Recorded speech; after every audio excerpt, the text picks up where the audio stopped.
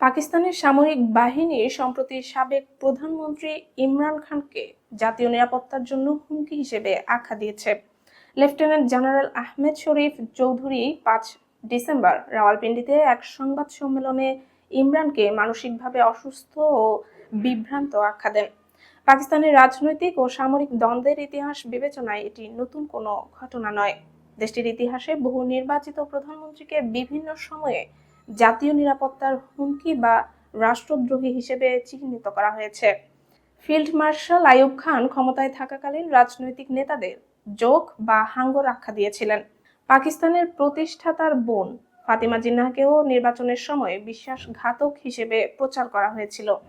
জুলফিকার আলী ভুট্টো ফাঁসির শিকার হন এবং তার মেয়ে বেনজির ভুট্টো রাষ্ট্রদ্রোহের অভিযোগে অভিযুক্ত হন। নওয়াজ শরীফ ও সেনাবাহিনীর সঙ্গে দীর্ঘ দ্বন্দ্বের পর 1999 সালে ক্ষমতাচ্যুত হন এবং পরবর্তীতে রাষ্ট্রদ্রোহ মামলার শিকার হন। ইমরান খানের সঙ্গে সামরিক বাহিনীর উত্তেজনা 2022 সালে তার সরকারের পতনের আগেই বেড়ে ওঠে। অনাস্থা ভোটের আগে সেনাবাহিনীকে সমালোচনা করা, পরিবার ও দলের সদস্যদের উপর সীমাবদ্ধতা আর বৈঠক বাতিলের মতো ঘটনা দ্বন্দ্বকে আরো তীব্র করে। আইএসপিআর-এর সাম্প্রতিক মন্তব্য স্পষ্ট দেখাচ্ছে যে ইমরান খানের সঙ্গে সামরিক প্রতিষ্ঠানের দ্বন্দ্ব এখন তুঙ্গে।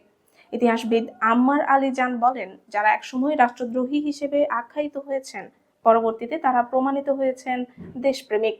তিনি সতর্ক করেছেন, জাতীয় নিরাপত্তার হুমকি নির্ধারণের ক্ষমতা এককভাবে আইএসপিআর-এর হাতে থাকা উচিত নয়। এটি জনগণের ভোটাধিকার এবং গণতান্ত্রিক প্রক্রিয়ার অধীনে থাকা উচিত।